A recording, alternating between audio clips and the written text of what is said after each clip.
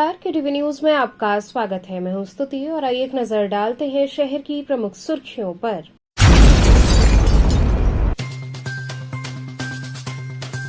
हनुमान घाट पर गंगा में नहाते समय गहरे पानी में जाने से 2 युवकों की हुई मौत।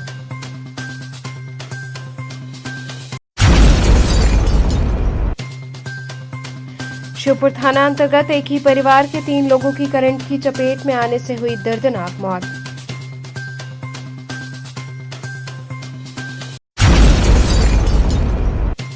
बुधौलिया क्षेत्र के गिरजाघर पर चढ़ा विदेशी युवक, मौके पर पहुंची पुलिस और फायर ब्रिगेड की टीम ने नीचे उतारा।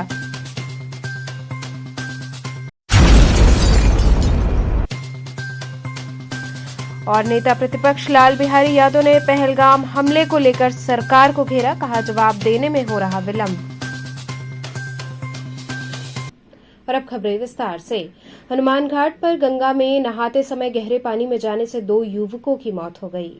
हनुमान घाट पर गंगा नहाने गए 2 दोस्त गंगा में डूब गए, दोनों की मौत हो गई। दोनों जी मेंस की तैयारी कर रहे थे। मामले की सूचना पर अस्सी चौकी पुलिस और जल पुलिस मौके पर पहुंची। एनडीआरएफ की टीम ने करीब 1 घंटे रेस्क्यू चलाकर दोनों शव बरामद किए। मरने वाले युवकों की पहचान आदित्य राय और विराट सिंह के रूप में हुई है।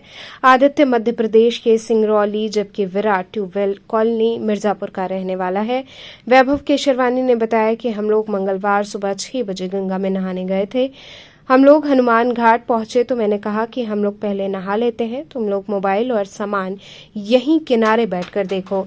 इसके बाद मैं और आदर्श नहाने चले गए। थोड़ी देर में हम लोग नहाकर बाहर निकल आए। इसके बाद आदित्य और विराट नहाने गए, जबकि हम लोग बैठकर बात कर रहे थे। अचानक देखा आदित्य और विराट डूबने लगे। हम लोग बचाने के लिए चिल्लाने लगे। तभी वहां लोग पहुंचे और उन्हें बचाने के लिए कूदे, लेकिन तब तक दोनों डूब चुके थे। सूचना पर 80 पुलिस, जेल पुलिस और एनडीआरएफ की 3 टीम पहुंची। करीब 1 घंटे के सर्च अभियान के बाद दोनों की डेड बॉडी बरामद हुई। 80 पुलिस चौकी इंचार्ज पार्थ तिवारी ने बताया आदित्य के सिर पर ब्लीडिंग थी। हो सकता है गहरे पानी में अंदर जाने से किसी पत्थर से उसका सिर टकरा गया हो। जल पुलिस के पुलिसकर्मियों ने बताया कि बनारस के सभी महत्वपूर्ण गंगा घाट पर लगातार लोगों को माइक के माध्यम से चेतावनी दी जाती है कि वो गहरे पानी में जाकर स्नान न करें। जल स्तर कम होने के कारण पानी अचानक गहरा हो गया है, जिसके कारण बहुत आगे जाकर स्नान करने से ऐसी घटनाएं हो रही हैं। जल पुलिस ने काशी आने वाले पर्यटकों से ये अपील की है कि वो बैरिकेडिंग के आगे जाकर स्नान न करें।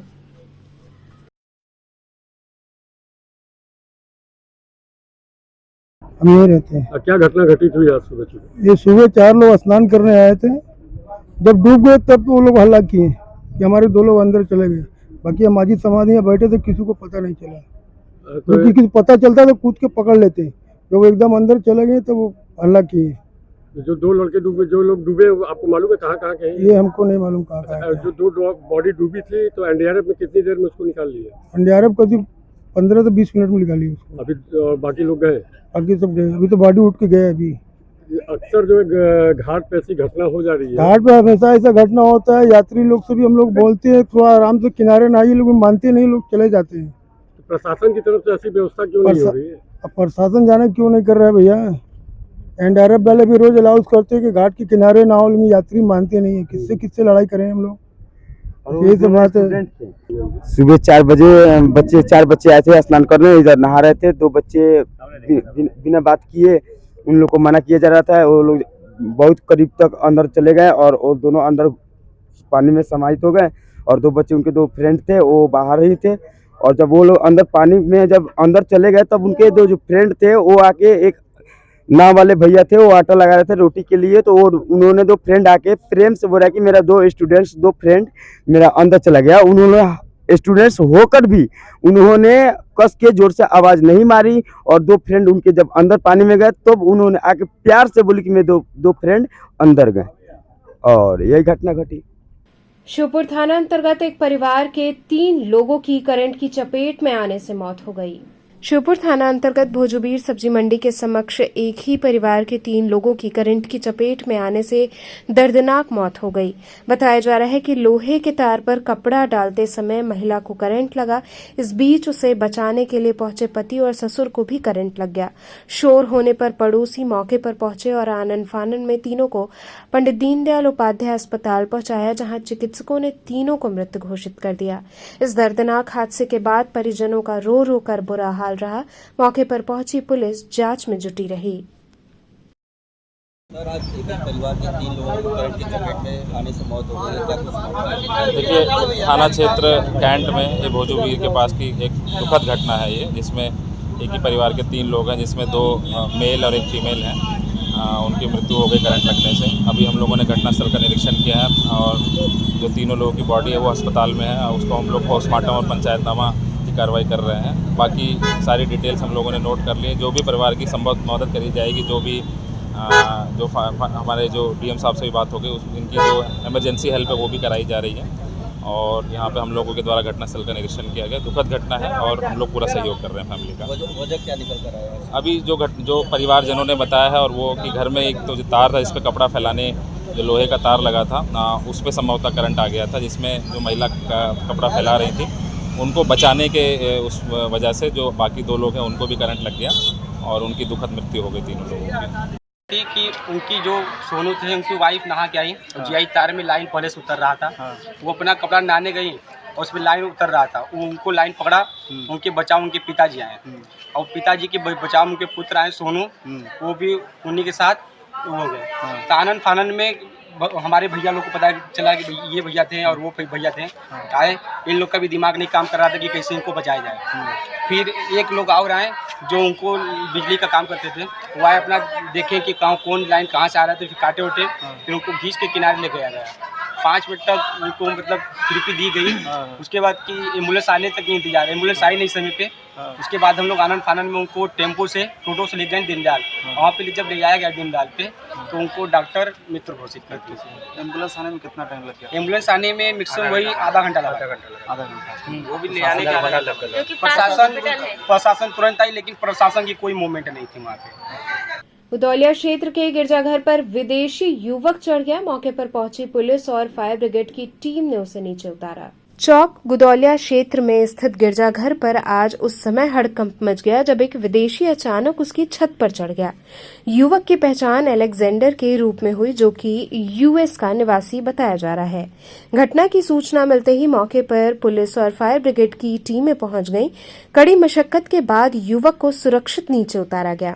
मीडिया से बात करते हुए एसीपी दिशा समेत डॉक्टर अतुल अंजान त्रिपाठी ने बताया कि एक यूएस का व्यक्ति गिरजाघर के ऊपर चढ़ गया था, जिसको पुलिस प्रशासन की टीम और फायर ब्रिगेड की टीम ने बचाकर नीचे उतारा है।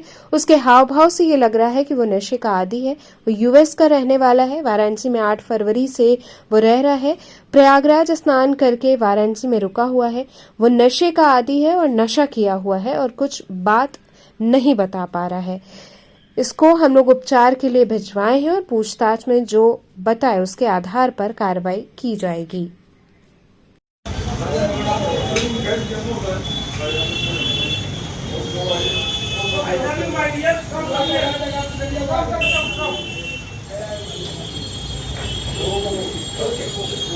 नीचे उतर नाटंकी बंद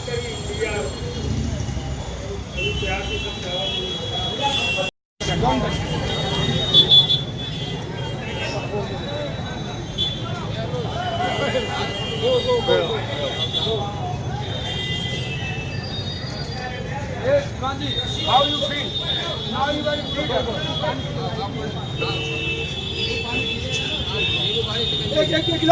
सर, ये पूरा क्या मामला है सर यहाँ पर? अभी एक व्यक्ति जो है यहाँ पे ऊपर चढ़ गया था, यहीं से रमापुरा चौराहे के सामने जहाँ पे हम लोग हैं। इसको जो है फायर सर्विस और पुलिस बल के द्वारा जो नीचे उतारा गया। जो इससे पूछताछ किया जाए तो इसके हाव भाव से लग रहा है कि कोई नशीली पदार्थ खाया हुआ है। और इससे जो अभी तक जितना बता पाया है कि यह यूएसएसआर का रहने वाला है। यहाँ पर यह 8 फरवरी 2025 को आया था। पहले प्रयागराज कुंभ गया, वहाँ से अयोध्या, फिर वाराणसी आया। ये हैदराबाद भी गया था और ये इसने स्नान करके अभी यहीं कहीं होटल में रुका हुआ है। बट अभी क्लियर कर इसका नाम नहीं बता पा रहा है। ये बता रहा है कि मुझे कुछ मैंने नशा वशा किया हुआ है अभी इसका हम लोग प्राथमिक उपचार करा के फिर से अन्य जानकारी प्राप्त की। सर पूरा कितना समय लगा होगा सर इसको करने में? ये लगभग आधा पौन घंटा लगा है। नेता प्रतिपक्ष लाल बिहारी यादव ने पहलगाम हमले को लेकर सरकार को घेरा, कहा जवाब देने में विलंब हो रहा। विधान परिषद में नेता प्रतिपक्ष लाल बिहारी यादव वाराणसी पहुंचे। इस दौरान पत्रकारों से हुई बातचीत के दौरान उन्होंने पहलगाम हमले को लेकर सनसनीखेज बयान दिया। उन्होंने सरकार को घेरते हुए कहा कि जवाब देने में अब विलंब हो रहा है, देश शंका कर रहा है, इन लोगों की बातों में दम नहीं है। ये लोग कह रहे हैं कि हम सेना को खुली छूट दिए हैं। यह अखबारी बयान है या लिखित, बड़ा एक्शन क्या होगा यही तो देश देखना चाहता है। कहने की क्या जरूरत है, करके दिखाएं। प्रधानमंत्री, गृह मंत्री और रक्षा मंत्री तीनों की जिम्मेदारी है। ये लोग सेना को लिखित निर्देश दें, तब जाकर कार्रवाई होगी। आतंकवादी ठेका लेकर आए थे, इतने घंटे घटना हुई, कोई अधिकारी नहीं पहुंचा। अगर पाकिस्तान का हाथ है तो पाकिस्तान से लोग आए तो चेक करने की जिम्मेदारी किसकी है? आतंकवादी यहां तक आए और आप चेक नहीं कर पाए, ये फेलियर आपका है। युद्ध की दशा न आए, दोनों देश समझौते और भाईचारे से रहे। पहलगाम की घटना की जितनी निंदा की जाए वो कम है। ऐसी घटना दोबारा ना हो, ये हम चाहते हैं और किसी से विवाद भी नहीं चाहते हैं। देखिए, दाल मंडी के जो व्यवसायी हैं उनको ये पता चला है कि दाल मंडी की जो गली है उस गली को चौड़ीकरण के लिए जो है सरकार उसको रोड बनाना चाहती है 54 फुट का जो है। तो उसमें जो मकानात हैं वह 5-5, 6-6 तल्ले के मकानात हैं और कई पुश्तों की जो है लोगों की दुकानें हैं, उससे काफ़ी नुकसान होने जा रहा है। हम लोग जो है सरकार से ये चाहते हैं कि वह PWD का रोड नहीं रहा।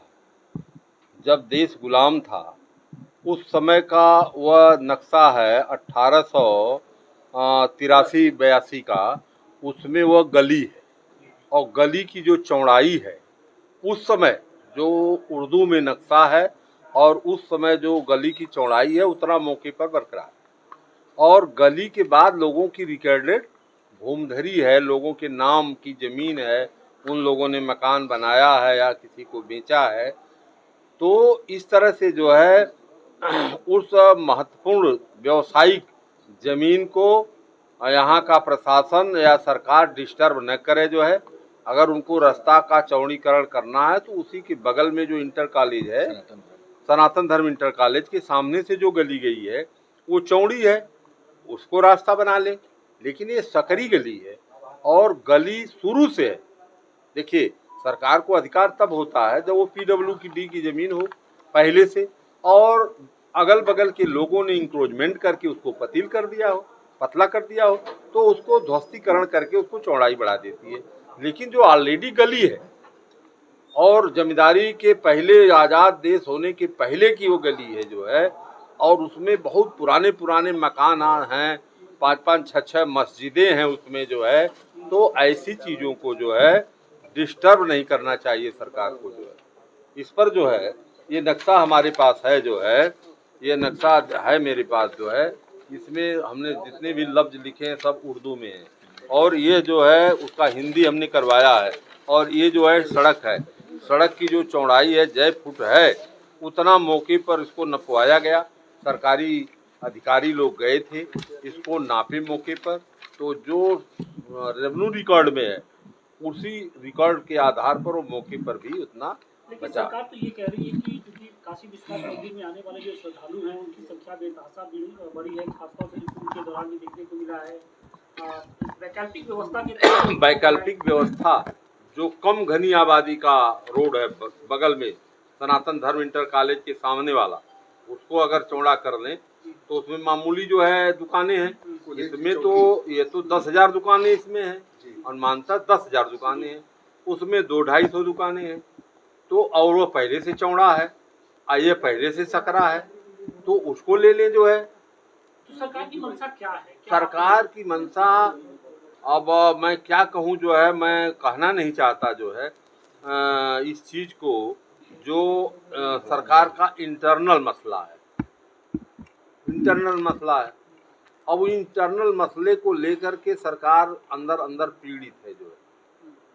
आखिर में ये लोग कहाँ के हैं, ये कहाँ से आए हैं, जो है विदेश से आए हैं, यहाँ की मूल निवासी नहीं हैं।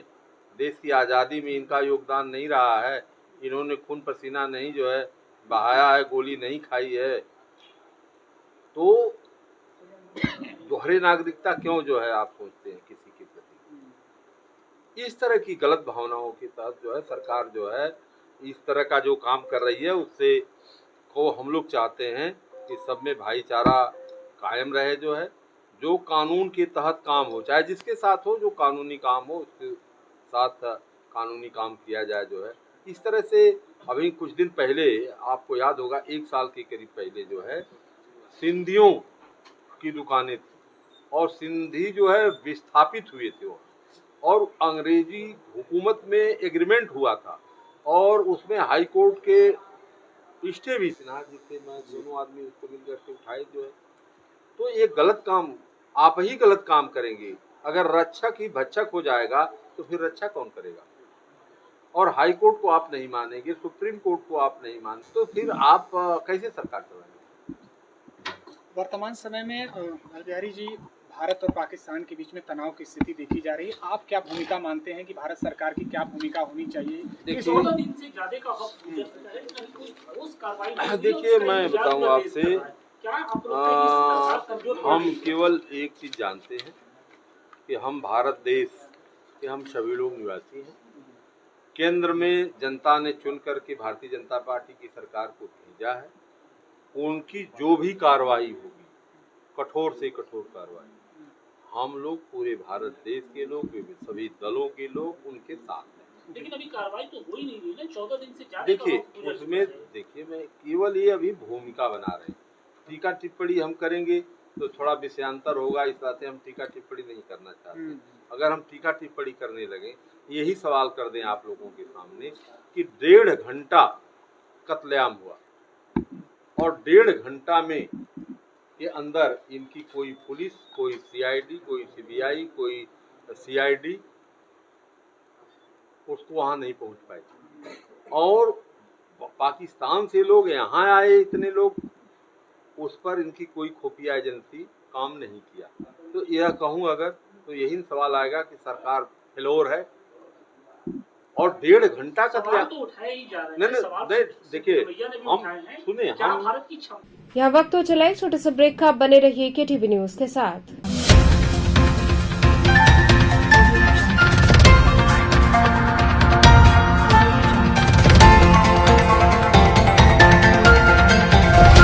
KTV news, voice of Kashi.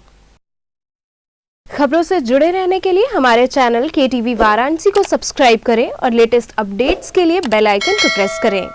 Care & Career Group of Schools believes in hard work, discipline and learning. E-backed digital smart classes. Our holistic teaching results into aware and intelligent students. Our students perform scientific experiments on their own under able guidance. Here, computer education is a regular part of our curriculum. AC nursery classrooms equipped with latest toys and learning tools focused on audio-visual and motor skill developments. Special music classes, art and craft, science exhibitions, cultural activities, weekly extracurricular activities, experienced faculty. Indoor games like carom and chess, outdoor games like volleyball, basketball, etc. Transport facility. Join today. Care & Career Group of Schools, Misir Pokhara, Industrial Estate Road, Madwadi, and Dashasomed, Varanasi.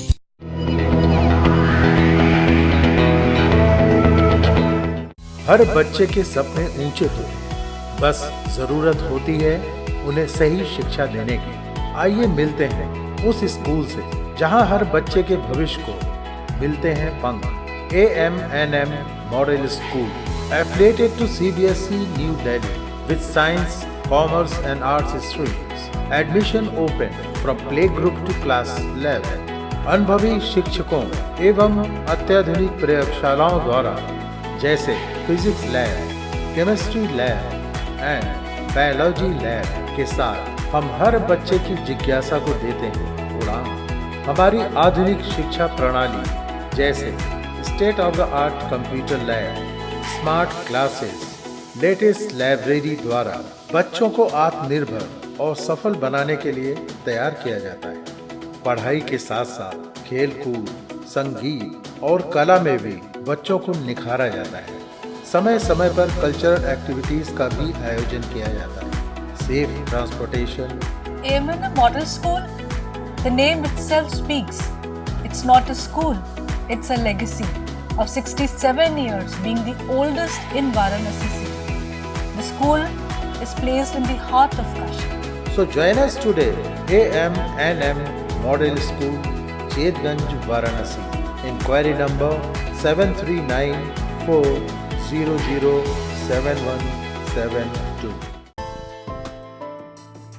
बाल विद्यालय माध्यमिक school मां गंगा के तट पर स्थित एक उत्कृष्ट स्कूल LKG से क्लास 12 तक affiliated to CBSE New Delhi, state of the art computer lab, बच्चों के खेलने कूदने की उचित व्यवस्था, smart classes for better understanding, बच्चों को खेलने एवं कल्चरल एक्टिविटीज के लिए एक विशाल ग्राउंड एवं स्टेज, फिजिक्स का प्रैक्टिकल, उत्कृष्ट केमिस्ट्री लैब, संगीत की कक्षाएं, खेल कूद की व्यवस्था जैसे बास्केटबॉल इत्यादि, योग्य शिक्षकों एवं शिक्षिकाओं द्वारा पठन पाठन की व्यवस्था, उत्कृष्ट ट्रांसपोर्ट की उचित व्यवस्था। आज ही प्रवेश हेतु संपर्क करें। बाल विद्यालय माध्यमिक स्कूल, प्रहलाद घाट, वाराणसी। मोबाइल 8009181568 एवं डुमरी पड़ाव, वाराणसी। मोबाइल 8009181549। अंकुरण IHS एक ऐसा स्कूल जहां पढ़ाई मस्ती से भरी हो। सिर्फ 4 घंटे का स्कूल टाइम, कम समय, ज्यादा सीखना, बिना स्कूल बैग के मस्ती भरी पढ़ाई, कोई बोझ नहीं, बस मजा। Smart classroom, safe splash pool और हरा भरा खेल का मैदान, सीखने का नया अंदाज, स्टेज एक्सपोजर और पर्सनालिटी डेवलपमेंट, आत्मविश्वास बढ़ाने के लिए सुरक्षित, स्वच्छ और हाइजीनिक माहौल, क्योंकि आपका बच्चा हमारी जिम्मेदारी है। International Hindi school Nagwa, Lanka, Varanasi. CBSE से मान्यता प्राप्त नर्सरी से लेकर 12वीं तक की कक्षा, स्मार्ट डिजिटल क्लासरूम्स और AC कक्षाओं संग well qualified teachers, robotics lab, biology lab, chemistry lab, physics lab एवं स्पेसिफिक आइंस्टाइन लैब, परिवहन व्यवस्था। The institution directed and controlled from USA.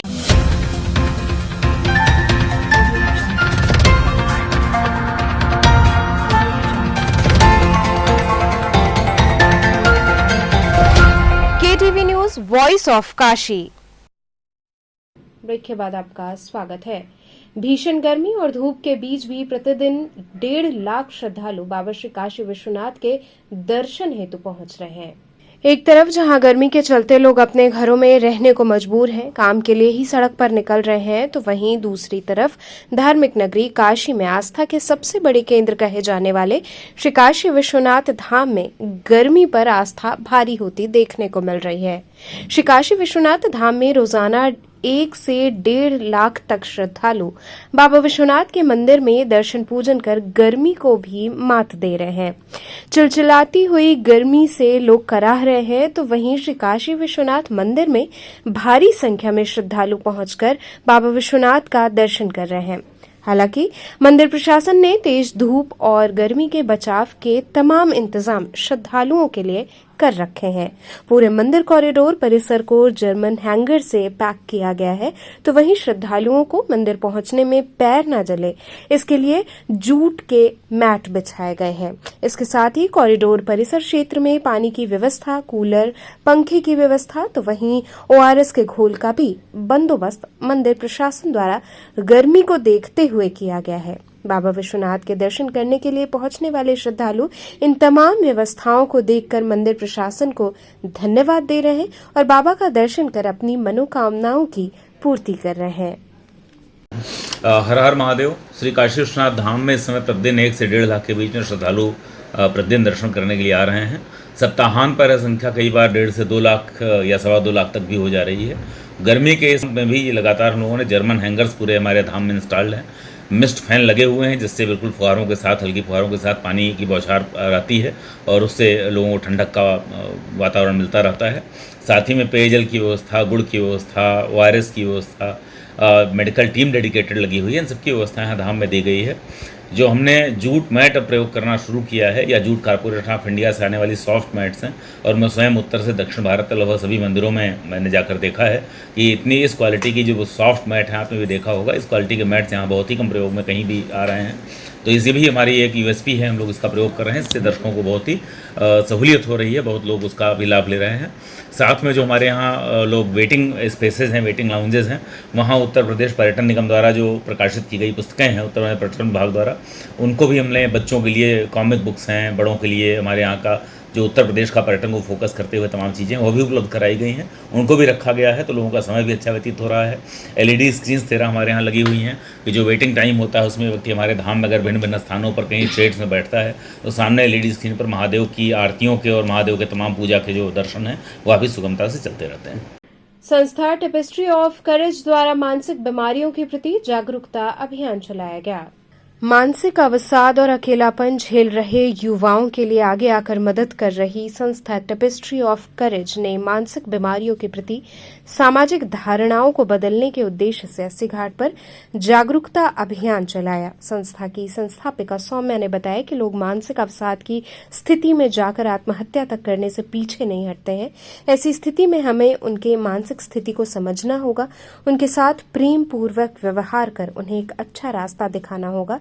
आज यहां गंगा घाट किनारे हमारी संस्था के सदस्यों द्वारा जागरूकता अभियान चलाया गया है। इस कार्यक्रम में प्रमुख रूप से संस्थापिका सौम्या, को-फाउंडर आदर्श अस्थाना, देवोजीत, प्रिया चौधरी, गार्गी चौधरी उपस्थित रहे। सब एक्चुअली स्टूडेंट्स हैं जिन्होंने सोचा कि समाज को बदलने के लिए वेट नहीं कर सकते, हमें खुद कुछ कदम उठाने पड़ेंगे।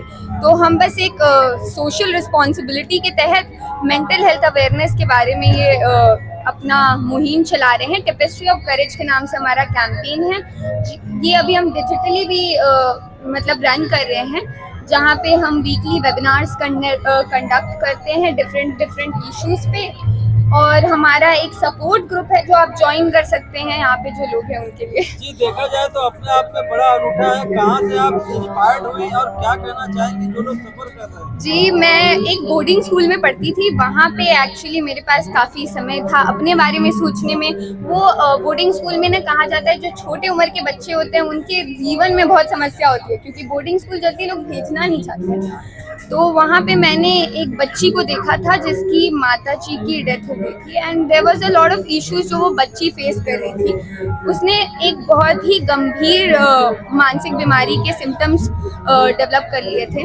मेरा फर्स्ट हैंड एक्सपीरियंस था, मैंने उस बच्ची को देखा था, बड़ी बहन की नज़र से देखा तो तकलीफ हुई थी। और फिर दिमाग में ये सवाल आया कि क्यों हम इन सारी प्रॉब्लम्स को देखते ही नहीं है, देख के भी अनदेखा कर देते हैं। उस वक्त भी काफ़ी इश्यूज हुई, बहुत सी प्रॉब्लम्स थी, पर हमने किसी तरह उस लड़की की मदद करवाई, सबने की। कभी कभी जब सब साथ देने वाले होते हैं तो प्रॉब्लम्स खुद सॉल्व हो जाती हैं।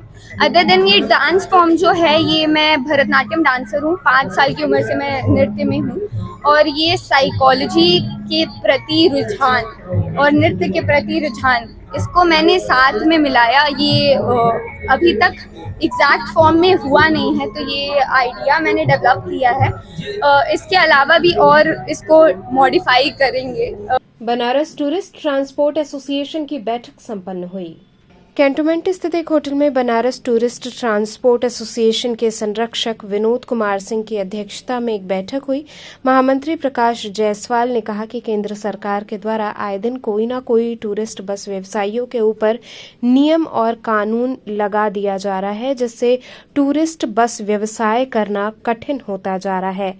कहीं न कहीं ट्रांसपोर्टर में रोष है और वो अपने व्यवसाय से पलायन करने की स्थिति में केंद्र सरकार को 3 लाख के टैक्स स्लैब के बारे में अन्य राज्यों के अधिकारियों को जानकारी देते हुए इस पर विराम लगाने की जरूरत है। बैठक में उपस्थित ट्रांसपोर्टर विनोद कुमार सिंह, प्रकाश जायसवाल, सुनील सिंह, बंटी सिंह इत्यादि ट्रांसपोर्टर उपस्थित रहे। पड़ेगा इस टैक्स का जो ऑल इंडिया परमिट का जो लगेगा? देखिए, हम लोगों ने जो अनुमान किया है कि कहीं न कहीं इस टैक्स स्लैब से हम जैसे व्यवसायी ही नहीं मरेंगे, देश का 35% इकोनॉमिक्स कमजोर होगा। क्यों? क्योंकि आज इंडिया में टूरिस्ट व्यवसाय से ही देश की 35% इकोनॉमिक्स चलती है, 35 से 40%। और जब टूरिस्ट ही नहीं रहेंगे तो कहीं ना कहीं वो इकोनॉमिक्स से, ये केंद्र सरकार को खुद मंशा बनी हुई है अपनी इकोनॉमिक्स कम करने का। आप मुझे एक चीज बताइए, आज 3 लाख रुपया ईयरली का टैक्स स्लैब गवर्नमेंट ने लागू किया है। कभी एक समय हुआ करता था कि ऑल इंडिया परमिट का मतलब ये हुआ कि हम अपने राज्य का कर तो दे रहे हैं, रोड टैक्स, हम अपने राज्य से कहीं अन्य पे जा रहे हैं तो उस राज्य का टैक्स देते हैं और यात्रा कराते हैं। आप मुझे बताइए कि एक यात्री आता है, उससे मैं कहूं कि 3 लाख रुपया ईयरली का या 90,000 क्वार्टरली का या 30,000 रुपया मंथली तो मुझे देना ही देना है सरकार के टैक्स स्लैब के हिसाब से। आप यात्रा करने मेरे पास आते हैं, आप मान लीजिए गया की यात्रा करते हैं तो मुझे आपकी यात्रा के लिए 30,000 रुपये कैलकुलेशन करना होगा, तो आपके जेब पे भारी पड़ेगा या नहीं? तो कौन टूरिस्ट मेरे पास आएगा? कहीं ना कहीं टूरिस्टों का पहिया रुक जाएगा। और टूरिस्टों का पहिया सिर्फ हिंदुस्तान के अंदर नहीं, ये कहीं से भी आने वाले विदेशियों के भी पहिए रुक जाएंगे। जैसा कि हम आप हमेशा अगर हम आप प्लानिंग करें कि हम किसी ओवरसीज मार्केट में चलते हैं या किसी अन्य देश में घूमने चलते हैं पर्यटक, तो सबसे पहले हम क्या देखते हैं? उस वहां का बजट, वहां के बजट के अनुसार ही हम अपनी यात्रा फाइनल करते हैं। जब हिंदुस्तान का बजट ही भाग जाएगा, स्वाभाविक सी बात है, मुझे जब 3 लाख रुपया साल का टैक्स देना होगा तो मैं कैलकुलेशन अपना उसी पे करूंगा ना, और मैं अन्य परमिट रख नहीं सकता। मैं 60 लाख की गाड़ी बना के आऊंगा तो ऑल इंडिया परमिट ही लूंगा। अब गवर्नमेंट ने ऑल इंडिया परमिट पे 3 लाख रुपया प्रति वर्ष का टैक्स डाल दिया। ठीक है, आप कहते हो अन्य राज्य में सभी जगह आप जाओ, लेकिन हम लोगों को हमेशा अन्य राज्य में नहीं, कोई भी टूरिस्ट आता है 1-2 स्टेट ही घूमता है, वो हमारे हिंदुस्तान के 26 स्टेट को नहीं घूमता। तो हम उसको जब 26 स्टेट का टैक्स का जो स्लैब है उसको जोड़ के हम उसको रेट बताएंगे तो उसके पॉकेट महंगे पड़ेंगे। उसको 2 राज्य घूमना है तो हम 2 राज्य का स्लैब जोड़ के अगर उसको बताते हैं तो उसका पॉकेट कम पड़ेगा, तब वो मेरे पास आएगा। हम आज जाते हैं विदेशों में, क्यों प्रेफर करते हैं पहले कि चलो श्रीलंका सस्ता है वहां घुमा है, थाईलैंड सस्ता है वहां घुमा है, नेपाल सस्ता है वहां घुमा है, अन्य और भी देश है जहां सस्ता, पहले वहां की हम सोचते हैं। एक बजट क्लास के टूरिस्ट की बात कर रहा हूं, वैसे तो हर जगह घूमते हैं लोग, लेकिन इससे कहीं ना कहीं ये जान लीजिए कि देश की आर्थिक व्यवस्था भी डगमग हो जाएगी जो गवर्नमेंट ने टैक्स स्लैब बनाई हुई है। तो क्या मांग? हम लोग की कोई मांग नहीं है। हम लोग पहले क्या है यथास्थिति चलते थे, जैसे कि हम लोग का यूपी में हम रजिस्टर्ड हैं, ठीक है, यूपी में आरटीओ में हमने अपनी गाड़ी रजिस्टर्ड कराई है, तो जो 8 से 9 हजार रुपये हम लोग के मंथ के टैक्स आते थे ऑल इंडिया परमिट के रोड टैक्स, ठीक, वो हम जमा करते थे। ठीक, उसके बाद हम बिहार जाना है तो जो बिहार का टैक्स है वो कटाते थे, हम जाते थे यात्रा करा के लेके आ जाते थे। एक दिन अब बिहार जाना है तो 30,000 का टैक्स कटवाए तो 30,000 किससे लेंगे? हम यात्री से लेंगे ना, और नहीं तो बिहार का टैक्स 4,000 है तो 4,000 का हम स्लैब जोड़ेंगे ना उसको, हम भी तो वही कैलकुलेशन करेंगे ना। अब मुझे एमपी जाना है, एक दिन यात्री मैहर देवी जाना है, आप ही को आपके परिवार को जाना है, तो मैं 30,000 रुपया पहले जोड़ूंगा ना आपसे, फिर दोबारा मिले ना मिले मुझे एमपी का भाड़ा, ये तो कंफर्म नहीं है ना मेरे पास। तो ये उनके लिए है जिनकी डेली सर्विस चलती है, गाड़ियां डेली रूट सर्विस जो चलती है, इसमें संशोधन करने की जरूरत है। ऑल इंडिया परमिट में जो ये टैक्स स्लैब सभी के लिए लगा दिया गया, इसमें 2 तरह के पार्ट होने चाहिए। पहला, जो डेली सर्विस की गाड़ियां जो स्लीपर वगैरह हैं उनके लिए ठीक है, उनकी डेली सर्विस जाती है एमपी बिहार, लेकिन ये टूरिस्ट के लिए लागू नहीं होता। अगर सरकार इस पे ध्यान नहीं देती है तो टूरिस्ट इंडिया से पलायन कर जाएंगे और हमारे जो डोमेस्टिक टूरिस्ट भी है वो अपने घरों को बैठ जाएंगे, कहीं यात्रा को नहीं निकलेंगे। तो चलते चलते पुनः एक नजर डालते हैं शहर की प्रमुख सुर्खियों पर।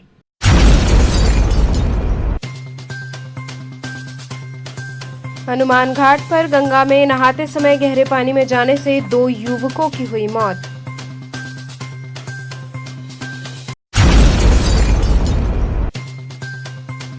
शिवपुर थाना अंतर्गत एक ही परिवार के 3 लोगों की करंट की चपेट में आने से हुई दर्दनाक मौत।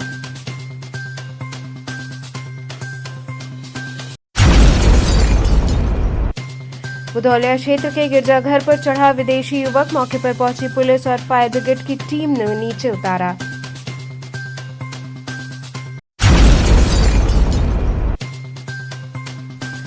और नेता प्रतिपक्ष लाल बिहारी यादव ने पहलगाम हमले को लेकर सरकार को घेरा, कहा जवाब देने में हो रहा विलंब। तो थे आज के समाचार, कल फिर होगी मुलाकात, तब तक के लिए नमस्कार।